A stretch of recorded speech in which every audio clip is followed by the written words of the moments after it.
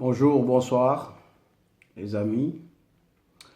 Je fais aussi cette vidéo pour terminer sur le CFA, qui est, voilà, ce qui est. Et voilà, toujours dans ce devoir d'éclairer la population, de conscientiser la jeunesse africaine sur les enjeux que représente la maîtrise de notre avenir et que cet avenir est assombri par une monnaie qui nous pèse, qui pèse sur nos économies. Et voilà, essayer de faire comprendre aux gens que le CFA n'est pas une fatalité.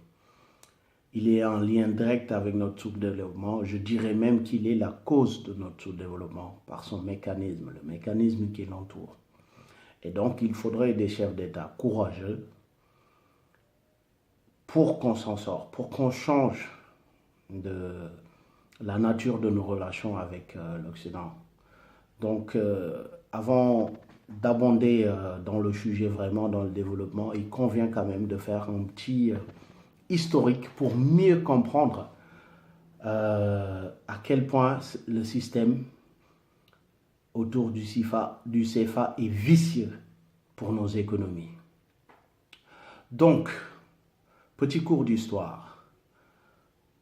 En juin 1940, quand l'Allemagne nazie avait envahi la France, au lieu de le piller comme feraient leurs ancêtres germaniques, non, ils ont pensé à un système plus vicieux d'appauvrissement de la France. C'est quoi? Ils ont fixé une parité, un Deutschmark égal à 20 francs. Donc, ce qui faisait que le pouvoir d'achat de l'Allemand était 20 fois supérieur à celui du Français. Les Allemands venaient s'approvisionner en France et les Français ne comprenaient pas qu'ils s'appauvrissaient en vendant aux Allemands. C'est-à-dire, le client allemand, tout en s'enrichant, approvissait le commerçant français. Parce qu'il avait juste besoin d'un Deutschmark pour avoir une marchandise d'une valeur de 20 francs. Et le commerçant français ignorait encore ce système et se disait, mais qui est ce client bienfaiteur qui achète sans marchander? Tout en ignorant que le moyen par lequel ce client venait l'approvissait. Donc ils l'ont compris plus tard. De Gaulle l'a compris plus tard. Qu'en fait, cette parité-là qui était fixée entre l'Allemagne nazie et la France appauvrissait la France tout en enrichissant le Reich. Donc, pendant 4 ans, de juin 40 à juin 1944, l'Allemagne a pris une forte avance par rapport à la France. Et cette avance-là, elle est maintenue jusqu'à aujourd'hui. Jusqu'à aujourd'hui, parce que le modèle économique de l'Union européenne, l'euro est calqué sur la rigueur budgétaire de l'Allemagne. Et l'euro a été fixé non pas pour affaiblir l'Allemagne avec son Deutschmark, qui était une monnaie forte avec la livre sterling, qui était devant la France, le franc français. Donc, la parité de l'euro par rapport au franc français a été fixée en préservant l'avance allemande. Ce qui fait que jusqu'à aujourd'hui, l'Allemagne est en avance par rapport à la France. Pourquoi? Mais à cause de sa monnaie, grâce à sa monnaie, je dirais. Et donc, De Gaulle, quand il a compris cela,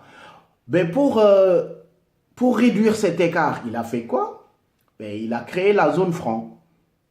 Donc, de ses anciennes colonies, il a fixé une parité, à l'image des Allemands, 1 franc égale 50 francs CFA.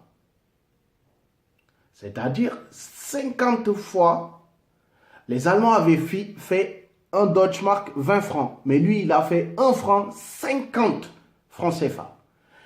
Et après la dévaluation, ça a doublé. 1 franc égale 100 francs CFA. Donc, pour vous expliquer que la parité fixe que chantent les cadres de la BCEAO et de nos banques centrales, cette parité-là a sacrifié notre avenir économique. La parité fixe par rapport à l'euro est un handicap pour nos économies. Donc le CFA était arrimé au franc français. La France n'est plus dans la zone franc, elle est maintenant dans la zone euro. Et donc, par cet arrimage, elle nous a imposé la monnaie européenne qui est encore plus lourde. On passe de 100 francs CFA à 657 francs. Ça nous appauvrit. Imaginez la différence. Le kilo de cacao que le Français achetait à 10 francs, ce même kilo de cacao, il l'achète maintenant à 76 centimes. Vous imaginez le pauvre cultivateur ivoirien qui s'appauvrit au détriment de l'industriel français. Le pauvre cultivateur sénégalais qui s'appauvrit au détriment de l'industriel français.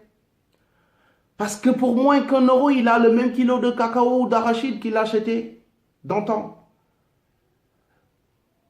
C'est ce qu'on appelle la pauvreté dynamique. Au prix de quoi? D'une politique monétaire, de la maîtrise du taux d'inflation et de la parité fixe. Je vais vous donner un exemple, que cette parité est un handicap. Un Coréen du Sud donne 1500 won pour 1 euro. Pourtant, la Corée est un pays émergent. 1500 de leur monnaie. Parce qu'ils ont leur propre monnaie. Un Vietnamien, le Vietnam qui est le deuxième pays exportateur de riz, donne 29 000 dong pour avoir 1 euro. Là où nous, Africains de la zone franc, on donne 657. Le Vietnamien donne 29 000 dong pour avoir 1 euro. L'Iranien, qui possède l'arme nucléaire, donne 35 000 rials pour avoir 1 euro. Donc, cette parité-là qu'on nous chante, elle est un handicap. Pourquoi on donne moins par rapport à ces pays que je viens de citer et qu'on ne bouge toujours pas? Simplement parce que ces pays ont leur monnaie. Ces pays fabriquent leur propre monnaie. Ça, c'est un exemple qui permet de comprendre que la parité fixe qu'ils nous chantent est un handicap. Et je l'ai dit, les cadres de la BCEAO, leurs gouverneurs, nos banques centrales, ils parlent pour sauver leur pain. Mais ils ne nous disent pas la vérité. D'où notre devoir, nous, jeunesse intellectuelle africaine, d'éclairer les populations sur l'urgence de se séparer de ce boulet, de ce CFA. La fixité de cette pari-là est garantie par nos réserves de devises. Ces réserves-là, dont 50% dorment dans le trésor français. Ils ne dorment pas puisqu'ils génèrent des intérêts. Nos chefs d'État font des plans de politique d'émergence, mais vont à Paris pour faire financer ce plan-là.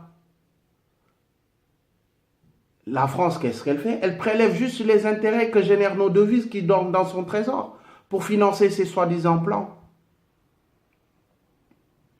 Ces plans qui sont fixés, même pas en priorité, des besoins de population, les besoins prioritaires de ces populations. Ces plans-là s'engouffrent dans des dépenses de prestige plus que des dépenses de priorité. Donc, pour venir au problème que pose le CFA, vous imaginez bien que les pays de la zone franc africaine ne commercent pas entre eux, puisque, je l'avais dit, le commerçant congolais ne peut pas venir s'approvisionner en Côte d'Ivoire, puisque le CFA du Congo, l'Ivoirien ne peut pas l'accepter, et vice-versa. Vous imaginez cette turpitude, cette idiotie, cette insulte. On a la même monnaie, mais on ne peut pas commercer entre nous. Vous vous imaginez? Tandis que les pays européens commercent entre eux vu qu'ils ont la même monnaie, l'euro. Nous, on a la même monnaie, le CFA, entre pays de l'Afrique de l'Ouest et d'Afrique centrale, mais on ne peut pas commercer entre nous. Mais à quoi ça nous sert alors d'avoir cette monnaie? Posons-nous la question. Tandis que la France échange avec les pays de l'euro, nous, pays d'Afrique centrale et d'Afrique de l'Ouest, de la zone franc, on ne peut pas commercer entre nous, alors qu'on a la même monnaie. Vous vous imaginez? Les 3 partenaires commerciaux principaux de la France en Afrique sont le Nigeria, l'Angola, l'Afrique du Sud. Ces 3 pays doivent vous évoquer quelque chose. Ils n'utilisent pas le CFA. Et c'est des pays émergents. Ils n'utilisent pas le CFA. Et c'est les 3 principaux partenaires commerciaux de la France. Pourquoi la France n'a pas comme principal partenaire les pays de la zone franc? Ça doit nous éveiller quand même, cet état de fait. Le commerce intérieur interafricain est mort du fait de la non-interchangeabilité du CFA, alors qu'ils ont la même monnaie, mais on ne peut pas échanger ensemble. Ça pose problème. Ce qui condamne nos pays à se tourner vers l'importation.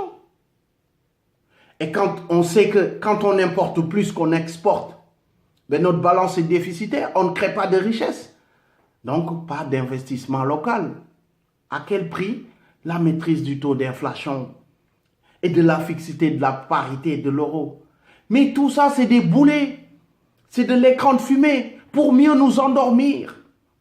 Parce que nos économies ne peuvent pas décoller, ne pourront jamais décoller avec cette situation. Pendant ce temps, la France commerce avec des pays qui n'utilisent pas le CFA. Vous vous imaginez? Entre pays qui ont la même monnaie, on ne peut pas commercer. Parce que nos biens ne sont pas semblables. Deux, le problème que ça pose, la compétitivité de nos entreprises, bien qu'on en ait peu. Mais le fait que le CFA soit arrimé à l'euro, qui est une monnaie forte, mais décourage les exportations. Cela décourage les exportations parce que nos entreprises seront vraiment en baisse de compétitivité par rapport aux autres entreprises quand il s'agit d'exporter leurs produits. Déjà qu'on exporte moins puisqu'on n'exporte que de la matière brute, pas transformée, on ne les transforme pas chez nous avant de les exporter, ce qui créerait de la valeur ajoutée, non? Donc, en face de cela, le CFA cause encore problème, puisqu'il est arrimé à une monnaie très forte qui le draine, qui le tire. Troisième problème que cela pose, le faible niveau de financement de nos économies locales, de nos investissements, parce que nos banques ne prêtent pas, ou si elles prêtent peu, et à des taux à 2 chiffres. Mais cela décourage l'initiative collective ou l'initiative individuelle même de création d'emplois, de création de dynamisme.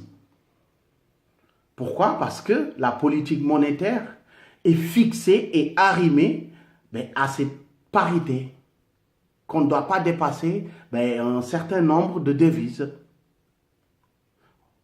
On doit maîtriser l'inflation. Voilà, coûte que coûte. Et ça, on est à un faible niveau de crédit vis-à-vis du PIB. On va dire 15%, 15 à 20%, tandis que les autres pays émergents que je vous ai cités, et même les États-Unis, on est à des taux, mais à 150%, à 200% de crédit par rapport au PIB. Là où nous, on est à 15%. Donc vous vous imaginez cet écart qui ne cesse de s'agrandir et que nos gouvernants, nos politiques s'entêtent à maintenir cela au détriment de nos investissements locaux. Donc les pays frontaliers, la dynamique sur laquelle ils sont, doivent nous servir d'exemple. Que nous, on dort encore, on ne démarre pas. Du fait de quoi? De nos politiques budgétaires et monétaires. Le quatrième problème que ça pose, comme je viens de le brosser, nos gouvernants de la BCEAO, de la BAC, ont comme principale préoccupation la maîtrise du taux d'inflation. Comme principale préoccupation de politique monétaire. Là où les autres parlent de croissance économique, qu'est-ce qui fait la croissance? C'est la production, l'investissement qui produit de la croissance. Déjà, dans nos pays, on a une croissance extravertie. Quand on nous parle de croissance de 6 à 7, 8%, ne nous enflammons pas, c'est de la croissance extravertie.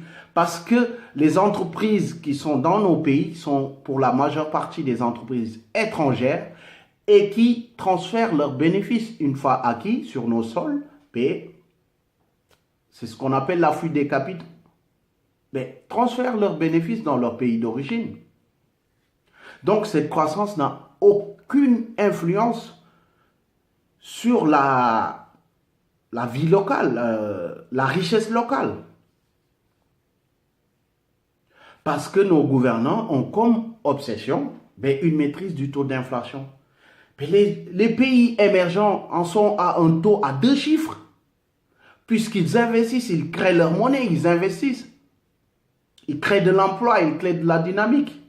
Non, on ne peut pas sacrifier l'avenir de nos pays sur une politique monétaire de maîtrise de l'inflation. Il faut être bête ou sourd et muet pour le faire. C'est pour ça que j'insiste sur le fait de ne pas donner de l'importance au discours des cadres ou des gouverneurs de nos banques centrales. Ces mêmes banques centrales qui sont indépendantes de nos chancelleries.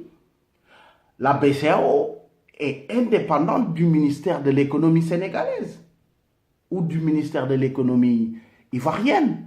Pourtant, elle dépend de Bercy, du ministère de l'économie français. Vous vous imaginez cette contradiction? Elles sont indépendantes au sein de la zone franc, des chancelleries des pays de la zone franc, mais dépendent directement de Bercy, qui le contrôle. Donc, on est à une nouvelle ère d'esclavage financier. Et qui dit esclavage financier, dit dépendance économique. On ne doit plus fêter nos dates d'anniversaire d'indépendance parce qu'on n'est pas encore indépendant, les amis. Le jour où on se débarrassera du CFA, ce jour-là, on pourra marquer la date d'anniversaire de notre véritable indépendance. Et il faut être courageux pour imposer ce discours dans le débat de nos relations avec l'Occident, principalement la France. Il faut imposer le débat de la sortie du franc CFA. J'ai posé les 4 principaux problèmes que le CFA cause à nos économies. Et de cet état de fait, on ne pourra jamais décoller. Tant qu'on ne pensera pas à changer cette monnaie ou changer les mécanismes qui l'entourent. Donc, comme solution, qu'est-ce que je dirais en premier lieu? Il faut créer notre propre monnaie, sous-régionale d'abord et africaine ensuite, qui permettra de construire des industries de transformation, parce qu'on devra transformer nos matières premières avant de les exporter. Rapatrier nos devises, nos réserves de devises dans nos pays respectifs. S'il faut confier nos réserves de devises, je l'ai dit, tous les autres pays peuvent le faire. Il n'y a pas que la France qui peut le faire. Mais beaucoup de pays confient leurs réserves de devises à Bâle. Ils sont stockés à Bâle, en Suisse. Pourquoi tous les pays de la zone franc ont 50% de leurs réserves de devises et d'or au trésor français? Les intérêts que ça génère bénéficient à la France. Et je l'avais dit, on ne nous prête pas. C'est notre argent qu'on nous donne. Moi, j'aurai des intérêts qui vont bénéficier à la France. Donc, tout cela, nos politiques le savent. Ce n'est pas la peine de faire la sourde oreille ou l'aveugle. Il faut changer le mécanisme qui entoure le CFA ou changer carrément le CFA. Parce que même l'appellation me dérange. Les appellations changent pour nous mettre de la fumée devant les yeux, mais l'essence demeure. C'est un franc des colonies françaises. C'est une monnaie du colon. Parce que je le dis, on vit encore dans l'esclavage, mais cette fois-ci financier. Donc on n'est pas encore indépendant. Donc, je l'ai dit, première solution, une création de monnaie sous-régionale, après africaine. Les présidents qui avaient changé sont soit tués ou destitués. J'avais donné l'exemple de Sylvanus Olympio, de Modibo Keïta, de Sékou Touré, de Gbagbo, de Kadhafi, qui avait tout préparé pour une monnaie africaine et que Sarko a fait tuer. Parce que, comme je l'ai dit, la France dispose de 2 armes, l'arme monétaire et l'arme militaire. Quand elle échoue sur le plan monétaire, elle utilise l'arme militaire, comme elle l'a fait en Côte d'Ivoire. Il a suffi que la France ferme les banques. Nos banques qui sont chez nous sont tous des filiales de banques françaises. Pourquoi la France ne veut pas du débat du CFA? Parce que nous, on sert à la France. On est une vache nourricière de la France par le biais du CFA. La France nous traite. Oui. Donc, qu'est-ce que la France a fait? Sarkozy a fait en Côte d'Ivoire. Il a juste ordonné aux banques françaises d'ordonner à leurs filiales en Côte d'Ivoire de fermer les banques. Ils ont fermé les banques. Mais qui dit fermeture de banque dit non-paiement des salaires, dit asphyxie ou blocus. Les Ivoiriens ne savaient pas ce qui se tramait derrière, mais ne voyaient quoi que ils passaient des fins de mois sans être payés. Le pays était sous blocus. Mais parce que Gbagbo préparait sa monnaie. Il ne fallait pas que cela se fasse. Donc, Sarko devrait l'éliminer pour placer son copain, Ouattara. Quand Sarko était ministre du budget, Ouattara était au FMI et était un acteur de notre dévaluation en 1994. Donc, tout ça a été fait pour destituer Gbagbo et installer Alassane Ouattara comme marionnette de la France pour qu'il puisse continuer, mais sans pour autant poser le débat du CFA. Donc, les Ivoiriens n'ont vu que du feu. Ils ont laissé faire la France. Et voilà, ça fonctionnait. En Libye, pareil, rebelote. Notre président Ablaye Wade est parti aider la France pour chasser Kadhafi, tandis que l'Union africaine devait envoyer Jean Ping, à qui l'élection gabonaise a été volée. Mais Sarko savait que si Jean Ping allait voir Kadhafi, une solution allait être trouvée. Donc il l'a précédé pour aller bombarder la Libye. Et donc beaucoup de gens n'ont vu que du feu. Kadhafi devait sauter, ignorant que beaucoup des Africains, je dis de nos chefs d'État, Kadhafi avait tout mis en place pour une monnaie africaine et de réaliser son rêve des États-Unis d'Afrique, ce qui constituerait une menace sérieuse vis-à-vis de la France et de l'Occident. La France ne pouvait pas laisser faire. Donc nous, il faut qu'on comprenne cela et le faire comprendre aux populations. Comme deuxième solution, il faut que les bases françaises présentes chez nous soient vidées de leurs occupants. Que l'armée française retourne chez elle, la France. Parce que ces bases françaises ne sont rien d'autre que des missiles pointés en direction de nos palais. Ne sont rien d'autre qu'une force de dissuasion vis-à-vis de nos chefs d'État. Parce que s'ils doivent même prendre des décisions courageuses, ils pensent aussi à leur vie. Ils pensent aussi à leur famille. Et ces bases françaises sont là pour leur rappeler, monsieur, si vous êtes contre nos intérêts dans votre pays, on trouvera un moyen de vous tuer ou de vous destituer. Donc déjà, de vider les bases militaires françaises présentes dans nos pays, voilà. De 3, rapatrier nos réserves d'or et de devises qui se trouvent au niveau du trésor français. Et renégocier les termes de l'échange. Parce qu'on nous pointe la menace de la dette. Cette dette, elle peut être effacée puisqu'elle n'en est pas une, en vrai, quand on y voit de plus près. Parce que nous, on exporte nos matières premières gratuitement vers la France. Quatrième solution, indexer le CFA ou notre monnaie, nouvelle monnaie, vis-à-vis du yuan chinois, puisque la Chine est devenue le principal partenaire extérieur de l'Afrique. Il faut indexer cette monnaie au yuan ou l'indexer vis-à-vis d'un portefeuille de monnaie, d'un portefeuille de devises. Par rapport à ce portefeuille, fixer la parité vis-à-vis de ce portefeuille ou tout simplement vis-à-vis du yuan chinois.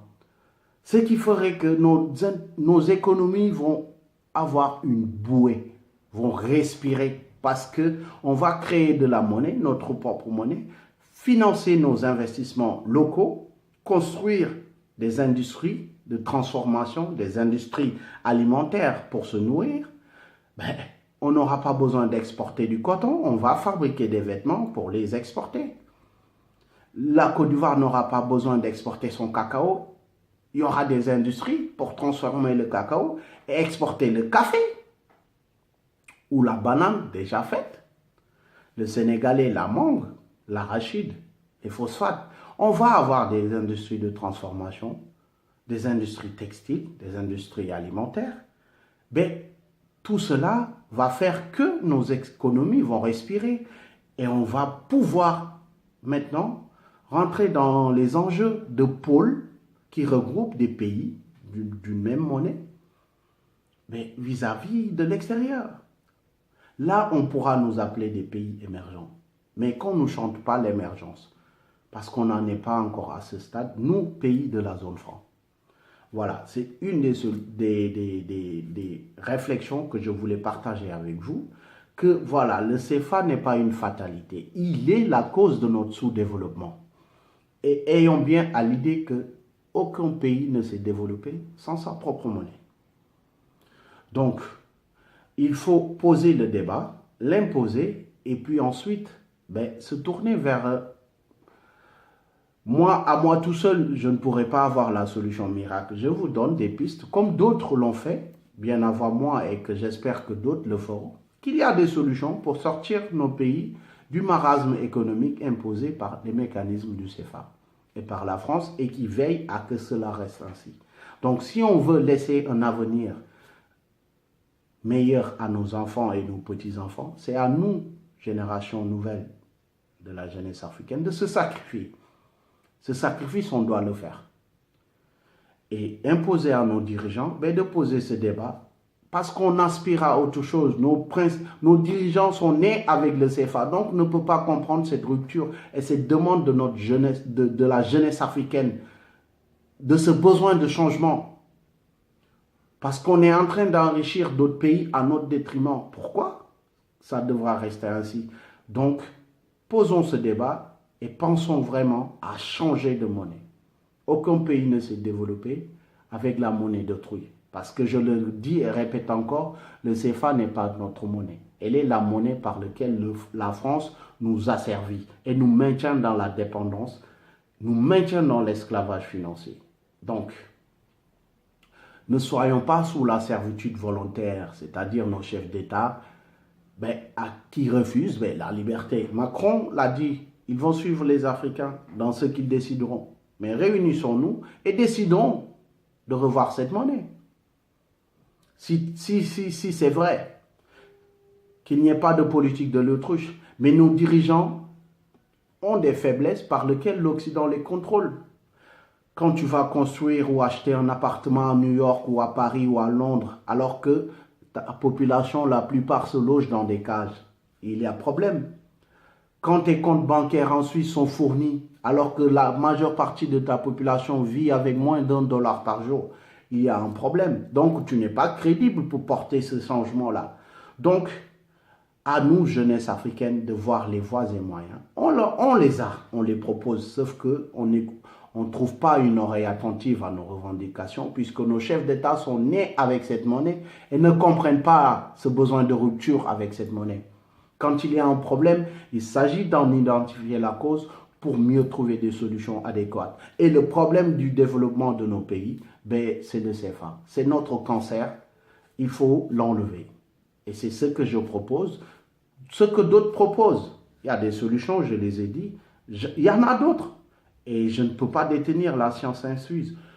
D'autres chercheurs, d'autres économistes, d'autres activistes proposent autre chose. Donc, c'est dans la concertation qu'il conviendra de trouver la lumière à nos problèmes et sa solution. Et je vous remercie et vous donne rendez-vous à d'autres chroniques sur le devenir de cette jeunesse africaine, sur les enjeux de notre jeunesse, parce qu'on est jeune et on doit utiliser cette jeunesse africaine pour changer notre continent tout court et laisser un avenir radieux à nos enfants.